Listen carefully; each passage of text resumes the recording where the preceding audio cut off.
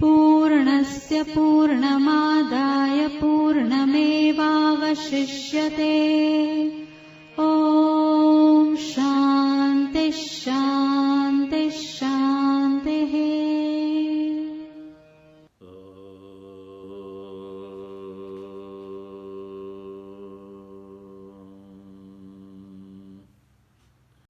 भद्रं कर्णेभिः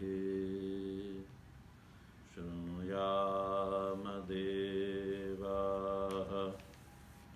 भद्रं पश्येमाक्षभिर्यजत्राः।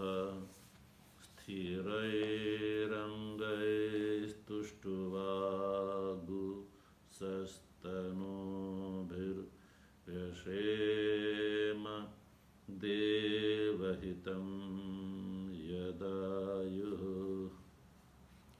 स्वस्ति न इन्द्रो वृद्धश्रवाः। स्वस्ति नः पूषा विश्ववेदाः।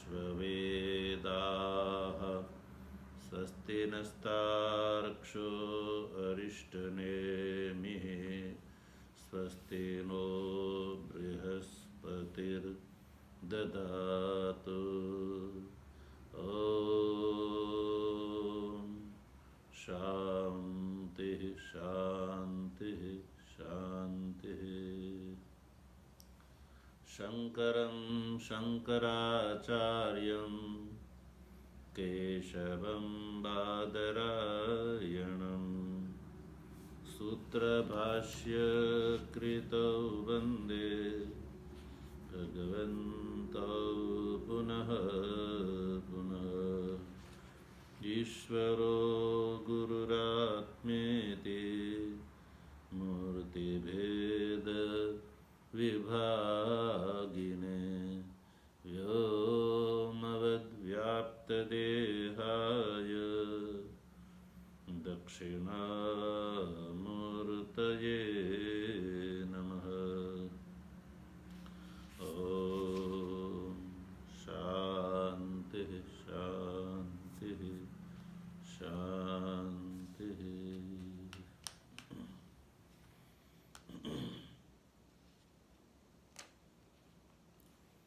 तत्व जिज्ञासु सज्जनों,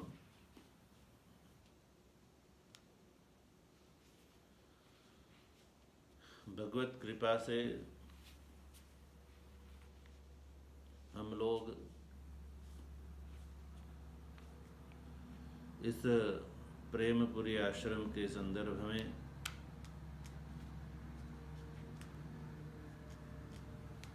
अथर्ववेद की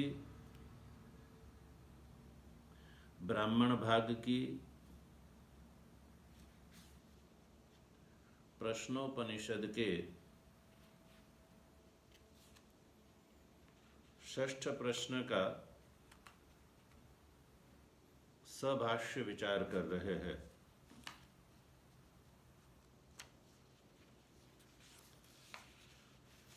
छठे प्रश्न में, जैसे कि आप सबको ज्ञात ही है कि सुकेशा भारद्वाज ने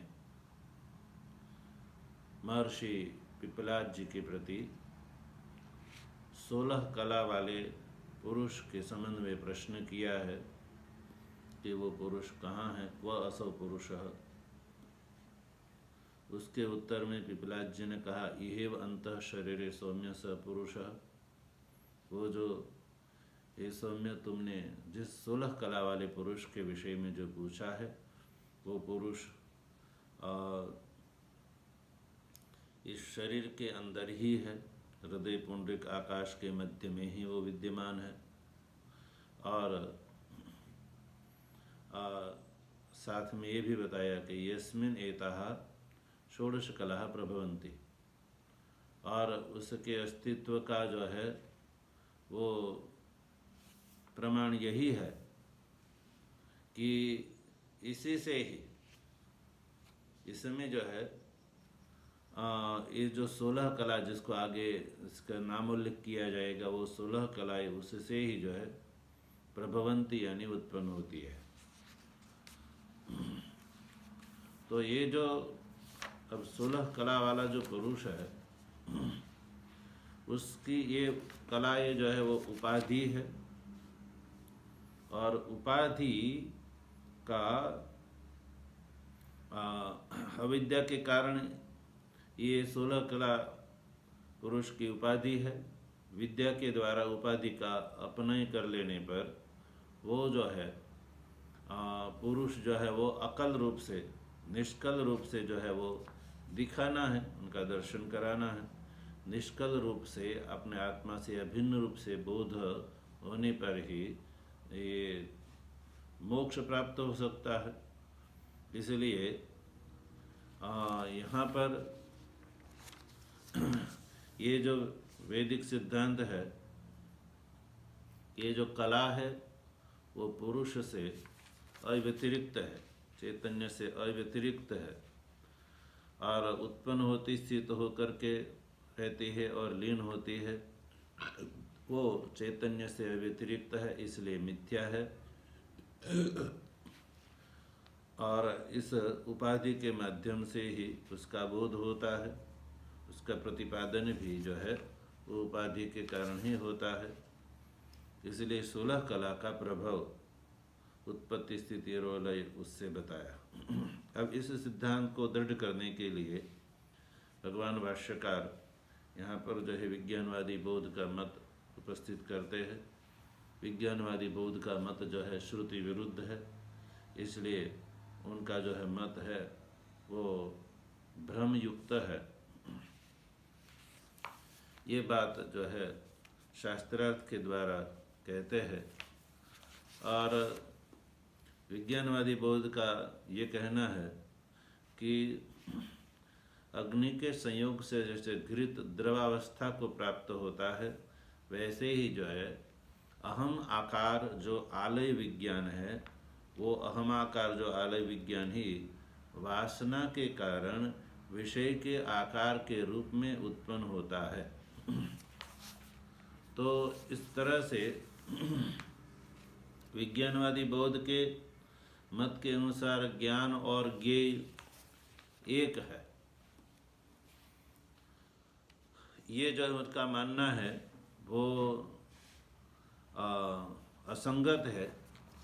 ये जो है भाष्यकार ने यहाँ पर श्रुति और युक्ति से सिद्ध किया।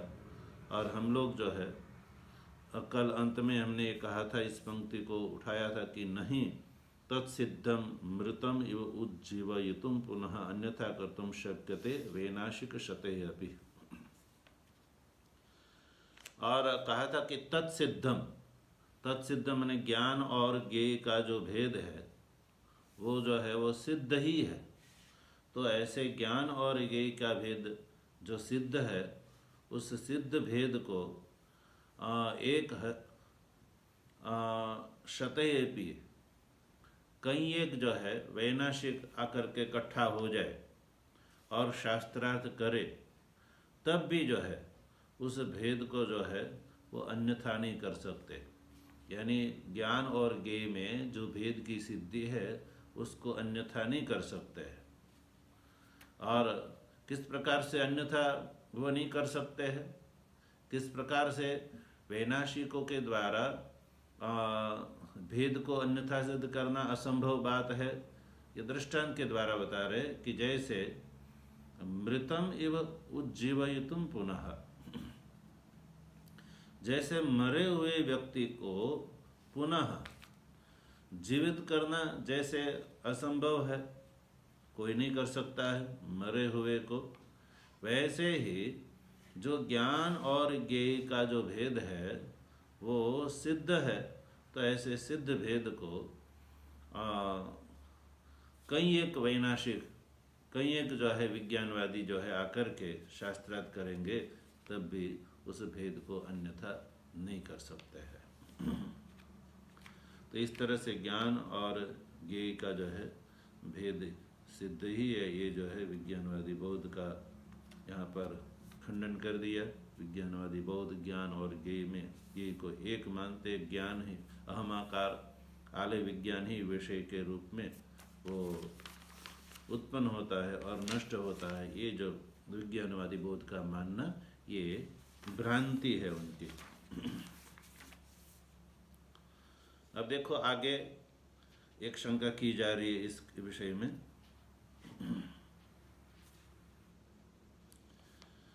ज्ञानस्य ज्ञेयत्वम् एव इति तदपि अन्येन इति तत्पक्षे अतिप्रसंग इति चेत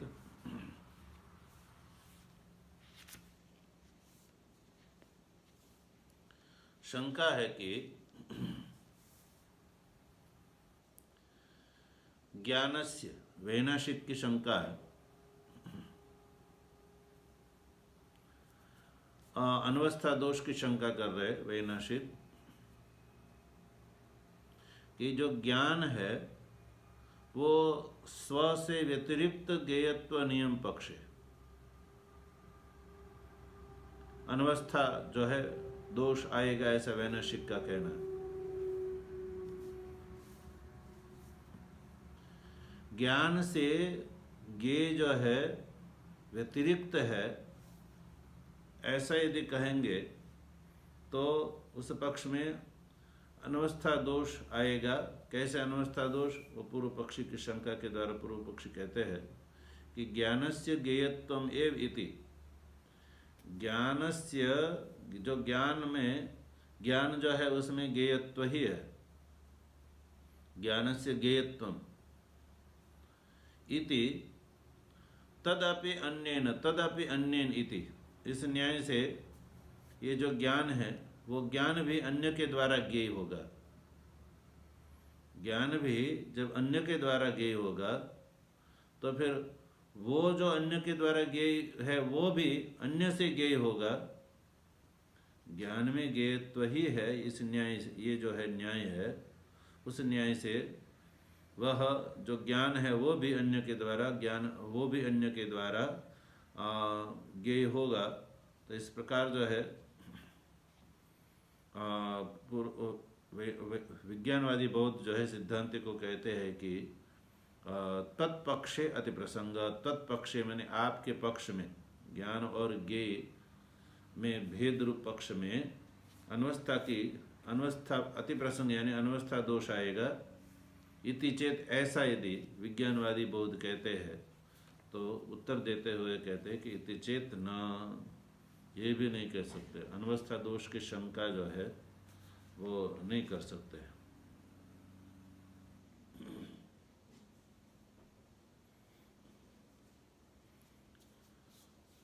क्यों नहीं कर सकते? तो कहा कि न तद विभाग उपपत्तेः सर्वस्य,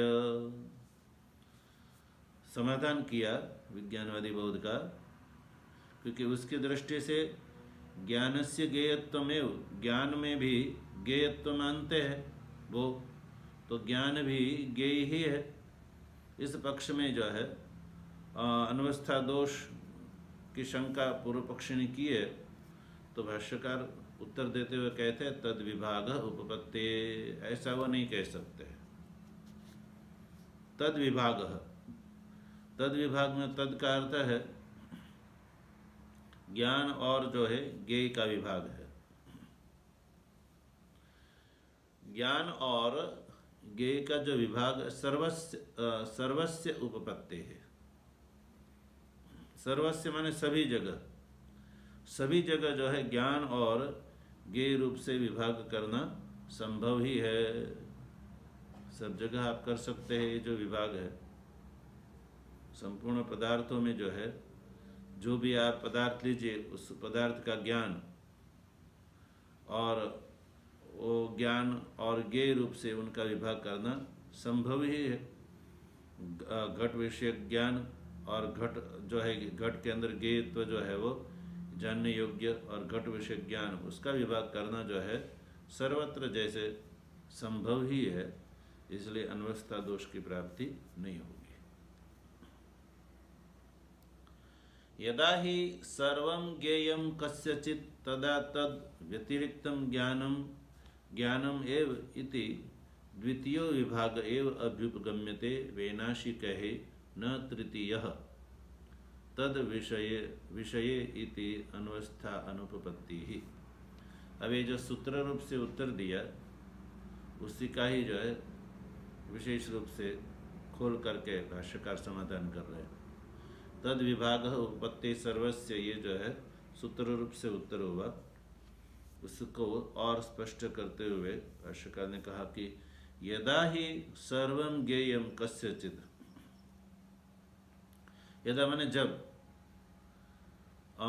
सर्वं ज्ञेयं कस्यचित्, कस्यचित् में किसी के द्वारा, सर्वं ज्ञेयं जब किसी के द्वारा सब ज्ञेय है, सर्वं ज्ञेयं जब किसी के द्वारा सभी जो ज्ञेय है, तो तदा तद व्यतिरिक्तम ज्ञानम ज्ञानम एव, तब तो जो है उस ज्ञेय विषय से जो उनको बताने वाला जो ज्ञान है वो ज्ञान जो है ज्ञानम एव, वो भिन्न ही रहता है। द्वितीय विभाग एवं अभ्युपगम्यते, और वो जो है वो जो ज्ञान रूप जो है, ज्ञान रूप स्वरूप ही जो है उसका रहेगा, वो जो है ज्ञेय नहीं हो सकता है। ज्ञानम ज्ञानम एव इति, ज्ञान ज्ञान ही रह सकता है। अब ऐसा इति द्वितीय विभाग, ये जो दूसरा ही विभाग है वो जो है वो द्वितीय विभाग एवं अभ्युपगम्यते वैनाशिक है। वैनाशिक ये नहीं जो है बौद्ध के द्वारा वो द्वितीय विभाग एवं अभ्युपगम्यते, उस उनके द्वारा स्वीकार किया जाता है। न तृतीय जो विभाग है वो उन्होंने तीसरा विभाग नहीं माना है, इसलिए इति अनवस्था अनुपपत्ति, इसलिए उसके जो है मत में अनवस्था का प्रसंग नहीं आ सकता है।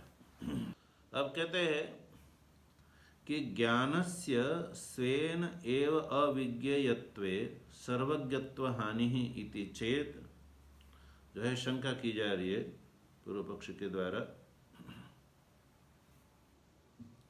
कि ज्ञानस्य स्वेन एव अविज्ञेयत्वे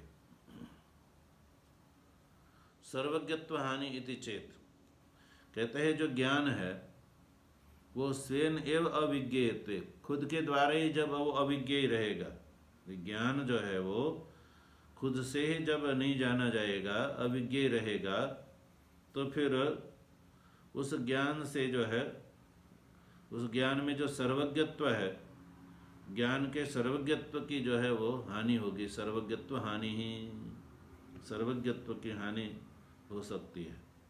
इति चेत, ऐसा यदि कहेंगे तो कहा कि सोपि दोषः तस्य एव अस्तु,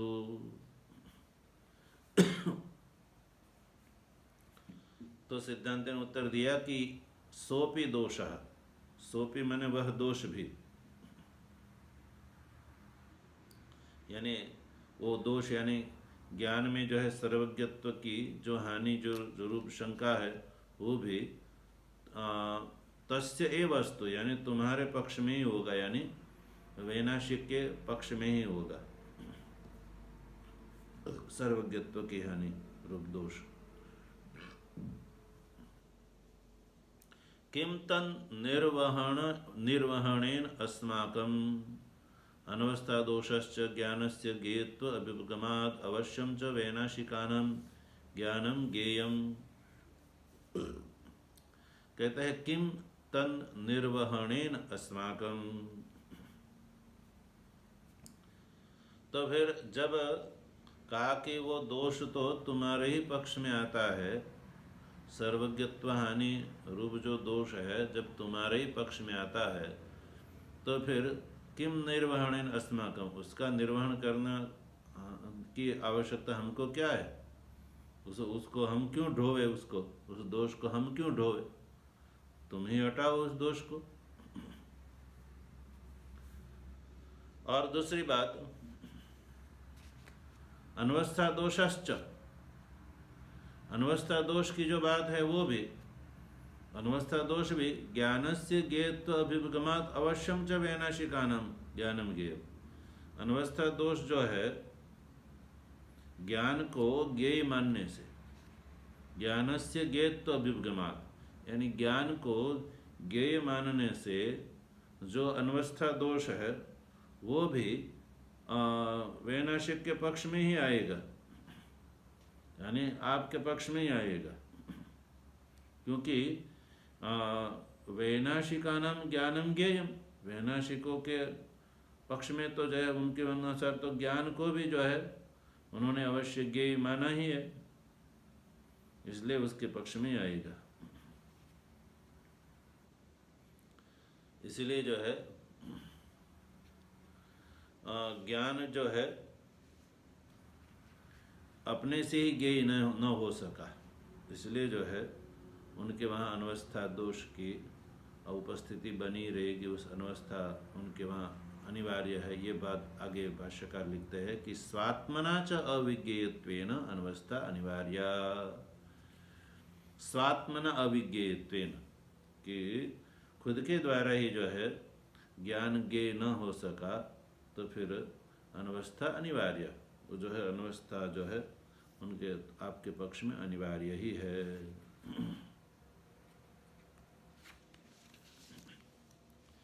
अब आके एक और वो पूर्व पक्ष कहते हैं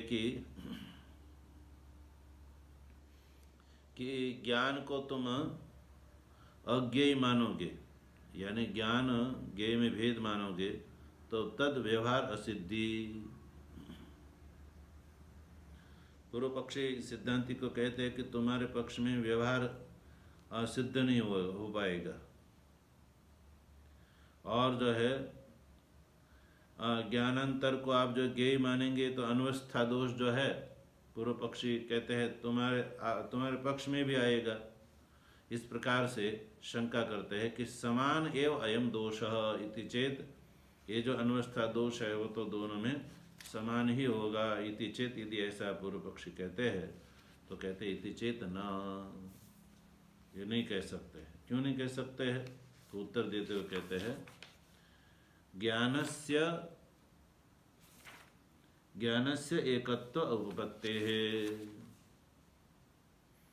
ज्ञानस्य जो है ज्ञान है,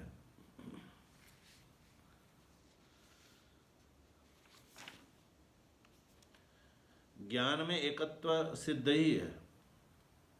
ज्ञान में जो है एकत्व सिद्ध हो जाने के कारण जो है हमारे पक्ष में ये कोई दोष नहीं आएगा, वो दोष तुम्हारे ही पक्ष में रहेगा। इसी बात को आगे स्पष्ट करते कहते हैं कि सर्वदेश काल पुरुषादि अवस्थम एकम एव ज्ञानम। ज्ञान में एकत्व जो है वो कैसे है वो भाष्यकार स्पष्ट करते हैं। ज्ञान का जो एकत्व है वो कैसे है, तो कहते हैं सर्वदेश काल पुरुषादि अवस्थम एकम एव ज्ञानम।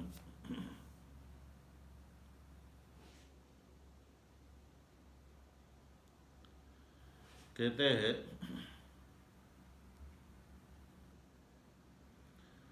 सर्वदेश काल यानी सर्वदेश सर्वकाल और सभी पुरुष आदि में जो अवस्थम एकमेव ज्ञानम, उसमें जो ज्ञान जो रहता है, जो अवस्थित जो ज्ञान है वो एक ही ज्ञान जो है नाम रूपादि अनेक उपाधि भेदात सवित्रादि जलादि प्रतिबिंबवद अनेकता अवभासते इति।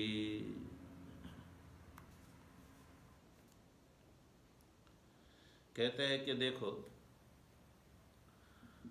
पंक्ति को जो है अन्वय कर करके बताते हैं। पहले दृष्टांत लो, सवित्रादि जलादि प्रतिबिंबवत, ये दृष्टांत है। दृष्टांत को पहले लो, सवित्रादि जलादि प्रतिबिंबवत।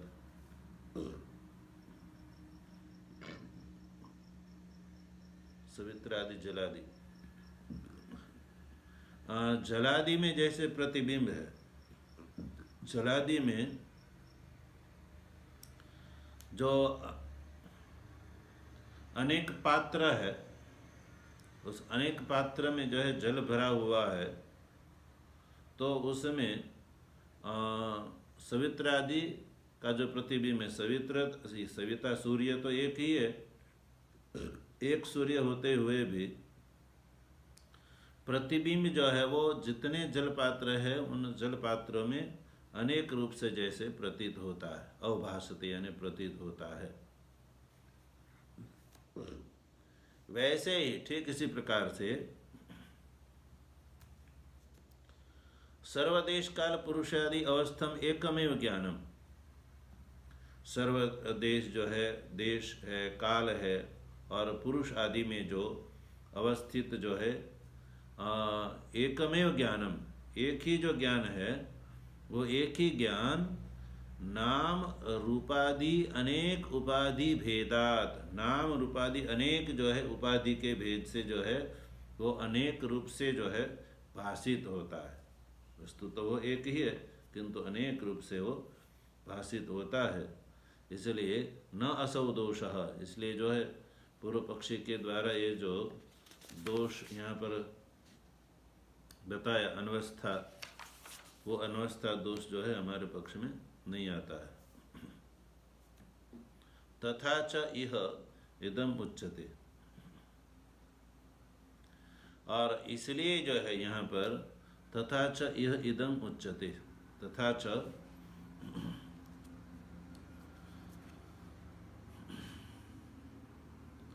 तो इस तरह से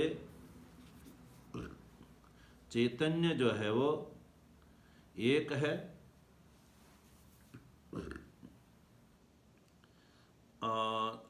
चैतन्य एक है, नित्य है, और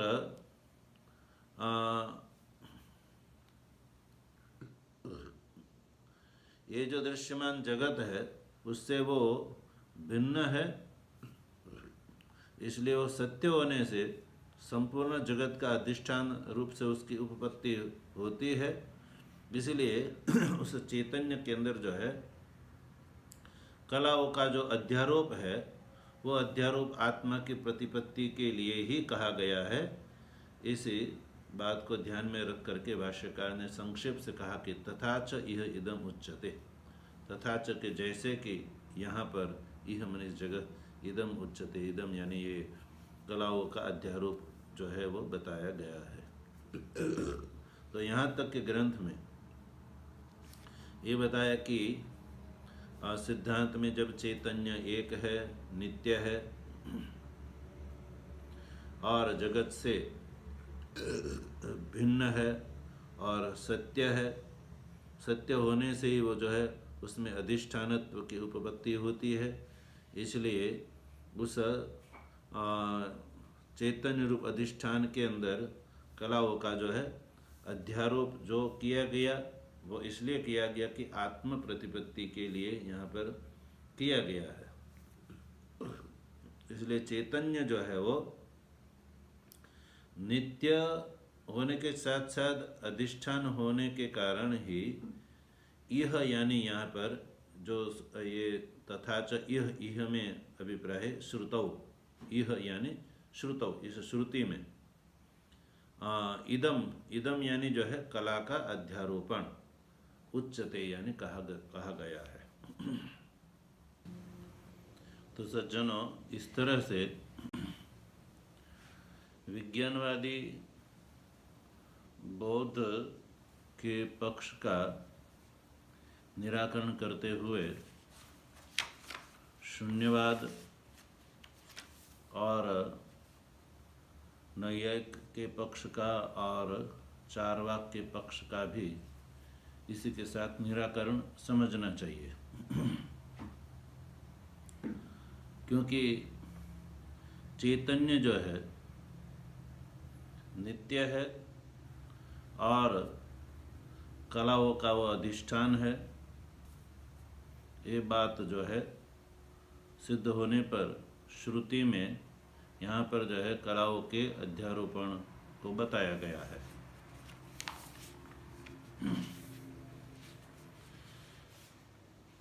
तो इस तरह से जो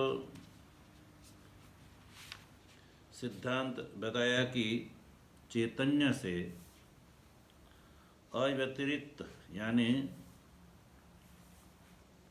एक होकर के ही, अभेद होकर के ही ये जो कलाएं है वो उत्पन्न होती है, उत्पन्न होकर के स्थित होकर के रहती है और लीन होती है। तो तीनों कालों में चैतन्य रूप अधिष्ठान से कलाएं जो है वो अव्यतिरिक्त है, इसलिए वो रज्जु में सर्प के समान वो मृषा है यानी मिथ्या है, और मिथ्या है इसलिए अविद्या विषयक है वो। तो वो अविद्या विषयक है, ये बात यहाँ पर जो है सिद्ध की गई और इस बात को और दृढ़ किया विज्ञानवादी बौद्ध, शून्यवादी बौद्ध एवं नैयायिक तथा चार्वाक के मत का उपस्थापन करके पूर्व पक्ष के रूप में उपस्थित करके उसका भी यहाँ निराकरण हुआ। क्योंकि ज्ञान काल में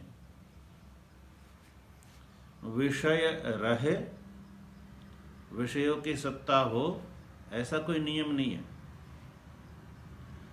किंतु विषय काल में ज्ञान की सत्ता अवश्य होनी चाहिए, ये नियम है। इसलिए ज्ञान और ज्ञेय विषय उन दोनों में भेद है, ये बात जब सिद्ध है, इसी से विज्ञानवादी पक्ष का निराकरण हो जाता है। और दूसरी बात, ज्ञान अव्यभिचारी होने से नित्य है, ये भी इससे इस शास्त्रार्थ से सिद्ध हुआ। तो इससे नैयायिक आदि का जो पक्ष है उसका भी निराकरण इस शास्त्रार्थ से हो गया।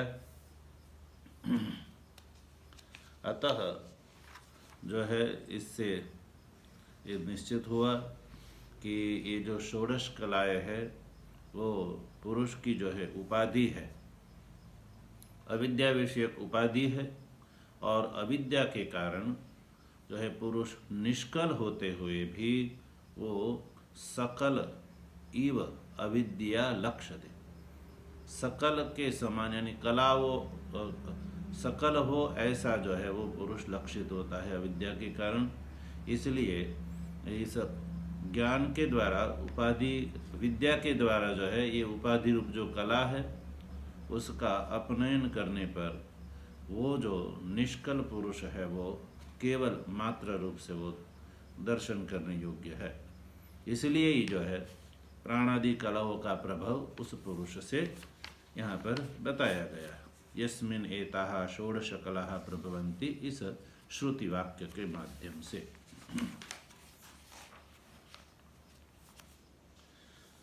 तो ये जो है श्रुति का यस्मिन् एताः षोडश कलाः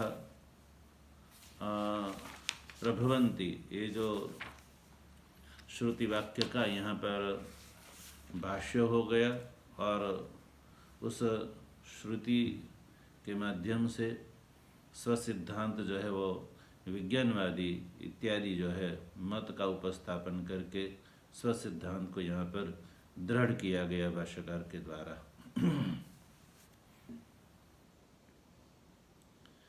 अब यहाँ से जो है एक और बात के लिए शास्त्रार्थ किया जा रहा है।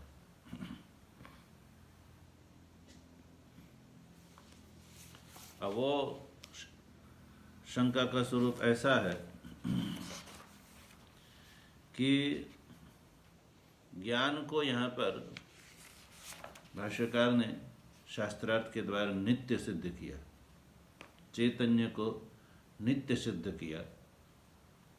तो इसके ऊपर एक और शंका उठ रही है, और वो जो शंका है वो जो दूसरी कंडिका में ये बताया था ना कि इह एव अंतः शरीरे सौम्य स पुरुषः, स पुरुषः यानी भारद्वाज ने जिस पुरुष के विषय में पूछा है वो पुरुष इहेव अंतः शरीर है, ये शरीर के भीतर ही विद्यमान है वो, ये जो कहा था। तो एक तो ये कहना कि ये जो पुरुष है वो शरीर के भीतर विद्यमान है, अंदर विद्यमान है, और वो जो है चैतन्य नित्य है, ये कहना जो है वो दोनों विरुद्ध हो सकता है। पूर्व पक्षी का यहाँ पर ये शंका हो सकती है कि चैतन्य जो है वो आप नित्य नहीं कह सकते, क्योंकि श्रुति में तो उस पुरुष को परिच्छिन्न बताया है। परिच्छेद श्रुति से श्रुति ने तो यहाँ पर उस पुरुष को केवल शरीर मात्र परिच्छिन्न बताया।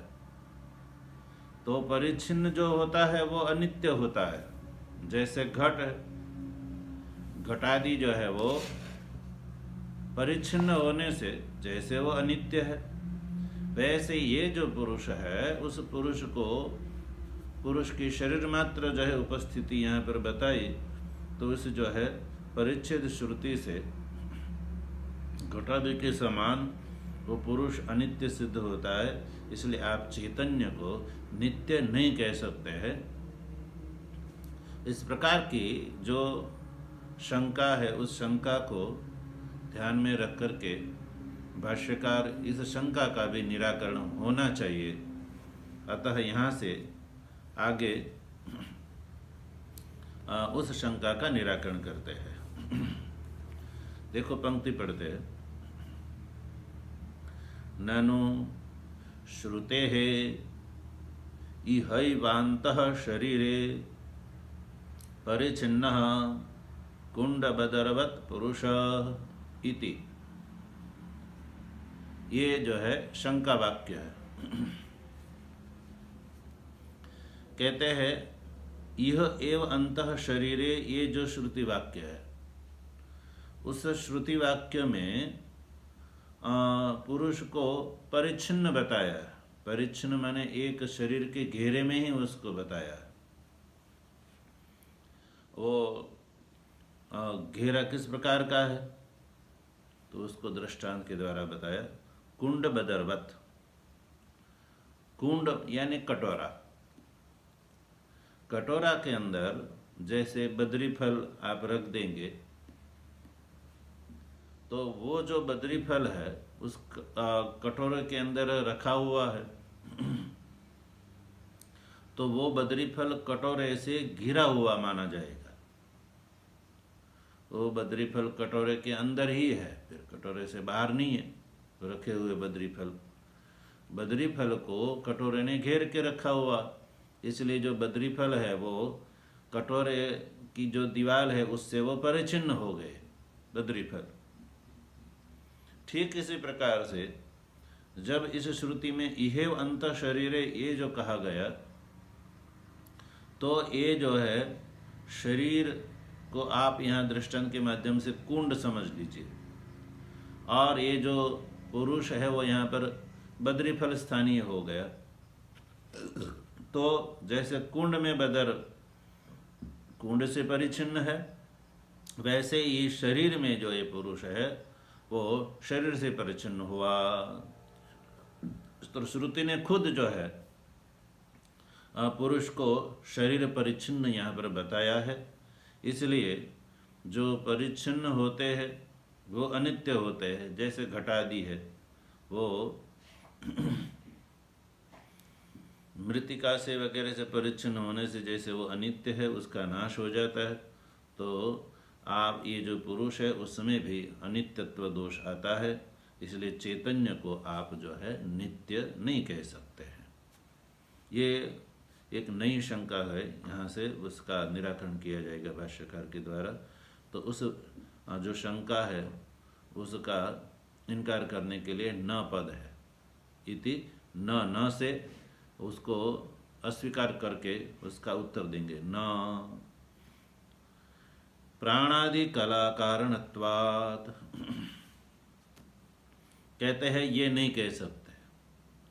यह अंतर शरीर इस श्रुति वाक्य से जो है वो पुरुष परिचिन्न है, ये जो है श्रुति का कहना नहीं है।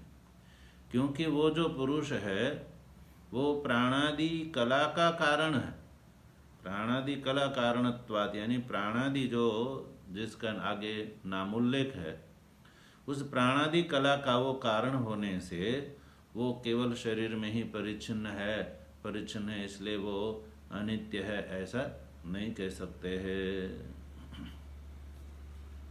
क्योंकि प्राणादि कला जो है वो उससे उत्पन्न होती है।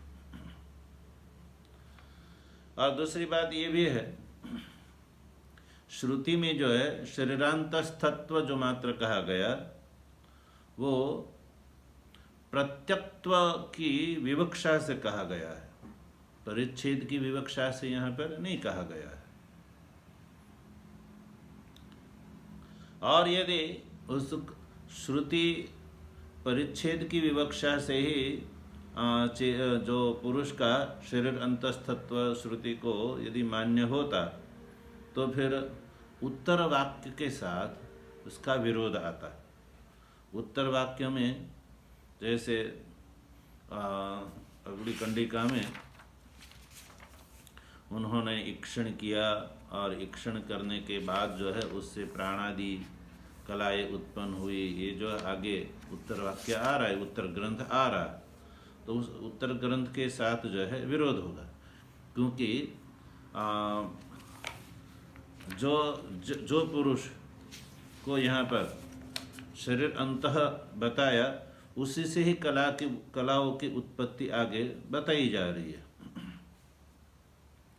तो उत्तर वाक्य के साथ जो है वो यस्मिन् एताः षोडश कला प्रभवन्ति, ये जो वाक्य है उसके साथ जो है वो विरोध आता।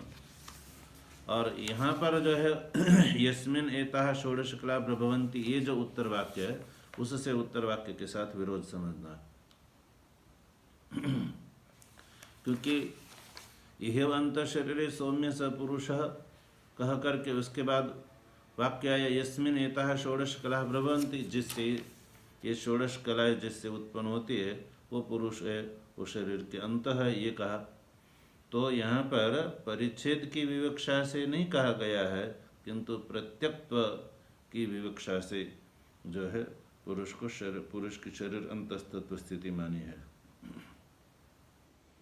और शरीर अंतस्तत्व से भी अभिप्राय है, ये शरीर उपलक्षित सभी प्राणादि कलाओं का अधिष्ठान रूप से वो विद्यमान है। अंतस्थ से मतलब है कि प्राणादि कलाओं के अधिष्ठान के रूप में वो विद्यमान है।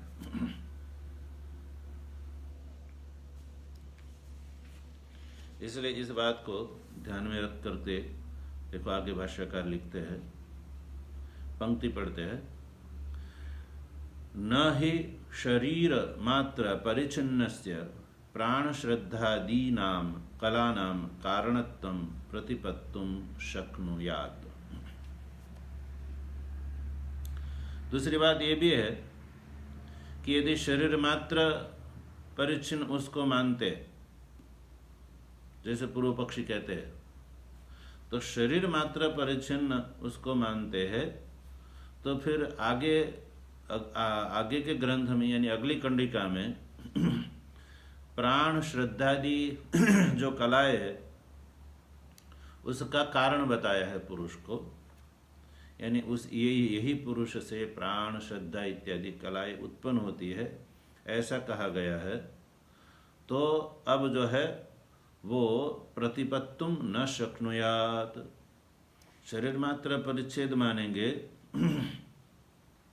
वो पुरुष शरीर से घिरा हुआ ही है ऐसा मानेंगे, तो प्राण श्रद्धादि रूप कलाओं का जो कारणत्व उसमें जो बताया गया है वो कारणत्व नहीं हो पाएगा, वो जो है कथन जो है वो अयोग्य हो जाएगा।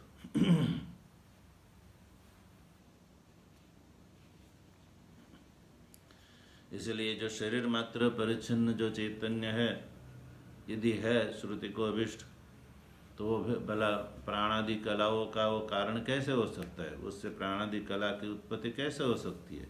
अर्थात नहीं हो सकती है। इसलिए इस पुरुष को शरीर मात्र परिच्छिन्न नहीं मानेंगे। दूसरी बात है कला कार्यत्वाच्च शरीरस्य, क्यों प्राणादि कलाओं का जो कारणत्व जो है उसको आप क्यों नहीं, उनको ये जो कथन है वो उसका प्रतिपन्न क्यों नहीं हो पाएगा? तो कहा कि कला कार्यत्वाच्च शरीरस्य, शरीर जो है वो भी तो कला का कारण है, कला का कार्य है। शरीर जो है वो कलाओं से ही तो बना हुआ है। तो कला का कार्य होने से वो जो पुरुष है फिर वो शरीर से घिरा हुआ है, वो ये कहना जो है असंगत हो जाता है, अयोग्य हो जाता है। इसलिए अयोग्य होने से ही वो परिच्छेद की विवक्षा से श्रुति का अर्थ लेंगे तो वो जो है अर्थ यहाँ पर विवक्षित नहीं होगा। इसलिए कहा कला कार्यत्व शरीरस्य, शरीर जो है वो कला का कार्य है, और शरीर कला का कार्य है तो कला जो है शरीर के कारण हुई, और वो जो है कारण रूप कलाएँ है वो उस पुरुष से उत्पन्न होती है।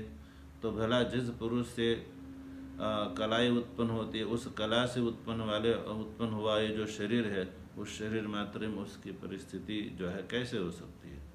इसलिए शरीर मात्र जो है, शरीर अंतस्तत्व स्थिति है, वो परिच्छेद की विवक्षा से नहीं है किंतु प्रत्यक्त्व की विवक्षा से है।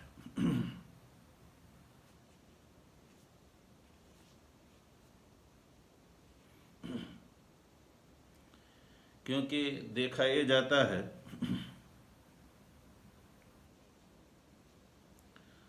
स्व की उत्पत्ति से पूर्व में स्व का अभाव रहता है। जैसे देवदत्त उत्पन्न हुआ तो उत्पन्न होने से पहले देवदत्त की स्थिति कैसे कह सकते हैं? जन्म से पहले जो है जिसका जन्म होना है वो उनका अभाव ही रहता है। इसलिए जो है जिस पुरुष से कलाएँ उत्पन्न हुई है वो पुरुष जो है उस पुरुष को फिर शरीर से उसका परिच्छेद नहीं कर सकते हैं।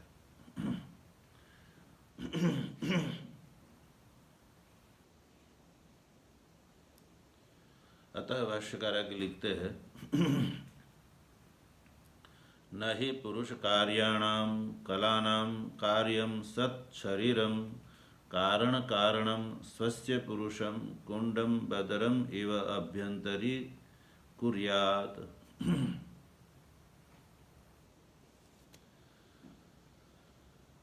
कहते हैं जो है पुरुष का कार्य जो है कलाएँ है, कलाएँ पुरुष से उत्पन्न हुई है, उस कला का कार्य जो है वो शरीर है। वो कार्यम कलानाम कार्यम सत शरीरम, तो जो है वो कारण कारण हुआ, शरीर का कारण हुई कला, उस कला का कार्य हुआ कारण हुआ पुरुष। तो कारण कारणम, कारण का जो कारण जो है वो स्वस्य पुरुषम, उस पुरुष को जो है कुंडम बदरम इव अभ्यंतरी न कुर्याद। कुंड में जैसे बदर है, बदरी फल है, वैसे ही जो है वो शरीर के अंदर जो है वो आभ्यंतर शरीर परिच्छिन्न है, परिच्छेद पुरुष है, वो जो है वो शरीर उसको परिच्छिन्न नहीं कर सकता है।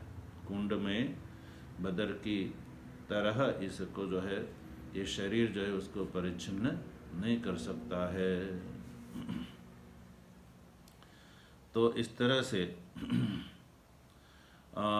इस शंका को और भी आगे भाष्यकार उसका निराकरण अभी कर रहे हैं। तो यहाँ समय का हो जाने से उसको यहीं पर संपन्न करते हैं। ओम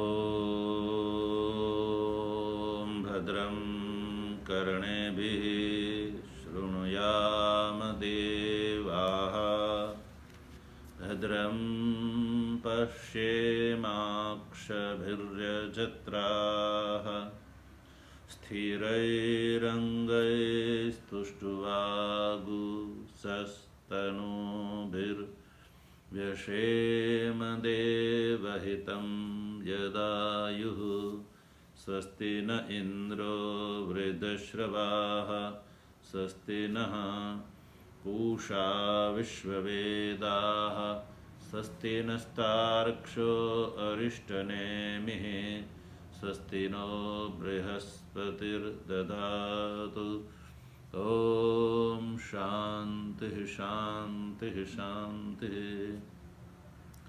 शङ्करं शङ्कराचार्यं केशवं बादरायणं सूत्रभाष्यकृतौ वन्दे भगवन्तौ पुनः पुनः। ईश्वरो गुरुरात्मेति मूर्तिभेदविभागिने व्योमवद्व्याप्तदेहाय दक्षिणामूर्तये नमः। ॐ शान्तिः शान्तिः शान्तिः। ॐ शान्तिः।